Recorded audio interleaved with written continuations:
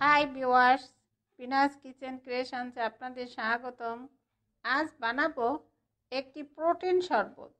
এই শরবতটা 40 ঊর্ধ্বে যেসব মায়েরা আছেন তাদের সবার দিনে একবার 1 চামচ খাওয়া উচিত, কারণ একটা বয়সের পর মহিলাদের অনেক ক্যালসিয়ামের ঘাটতি দেখা দেয়, আর সেজন্যই হাতে পায়ে প্রচণ্ড ব্যথা করে, আর সংসারের নানা কাজের জন্য আলাদা করে আর বাদাম খাওয়াই হয় না।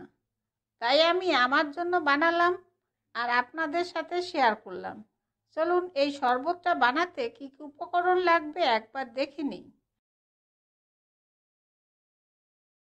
প্রথমেই লাগবে কাজু বাদাম, কাঠবাদাম, তিল।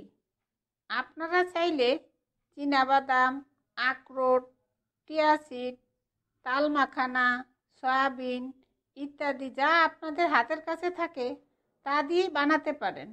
এখানে আধা কাপ পরিমাণ করে নিয়েছি। এখন প্রথমে বাদামগুলো দিয়ে 2-3 মিনিট একটু হালকা ভেজে নিব।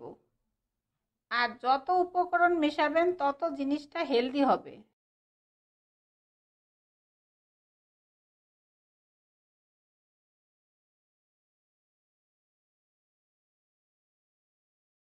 এখন বাদামগুলো 2-3 মিনিট ভাজার পর দেখুন রং চেঞ্জ হয়ে গিয়েছে।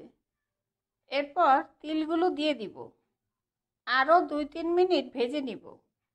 এরপর প্লেটে ঢেলে ঠান্ডা করে নিব।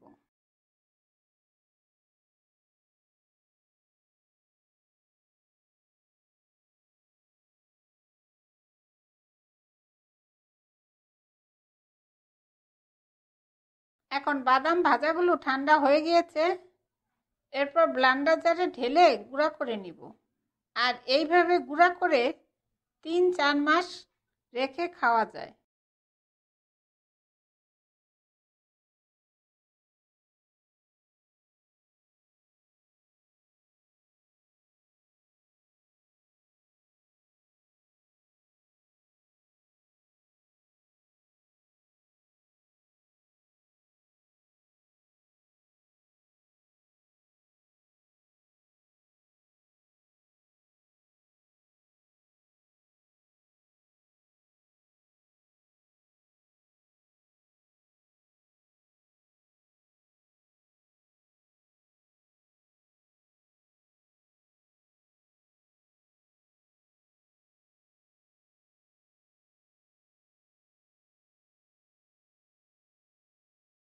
দেখুন বাদামগুলো গুঁড়া করা হয়ে গিয়েছে।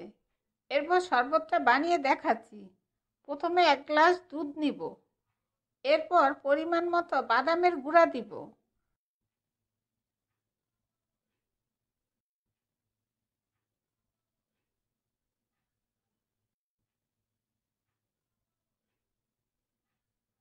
আর স্বাদ মতো মধু দিব। এরপর ভালোভাবে মিশিয়ে নিলেই দারুণ মজার বাদামের শরবত আমাদের তৈরি।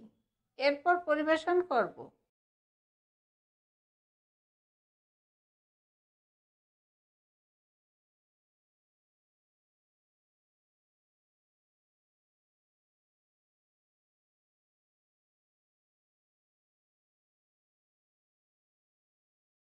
তৈরি হয়ে গেল হেলদি বাদামের শরবত।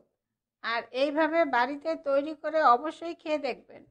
আপনাদের সুবিধার্থে সব উপকরণ ও তার পরিমাণ আমি ডিসক্রিপশনে দিয়ে দিব। আর এই রেসিপিটা আপনাদের কেমন লাগলো আমাকে কমেন্টসে জানাবেন। আর ভালো লাগলে অবশ্যই একটা লাইক দিবেন।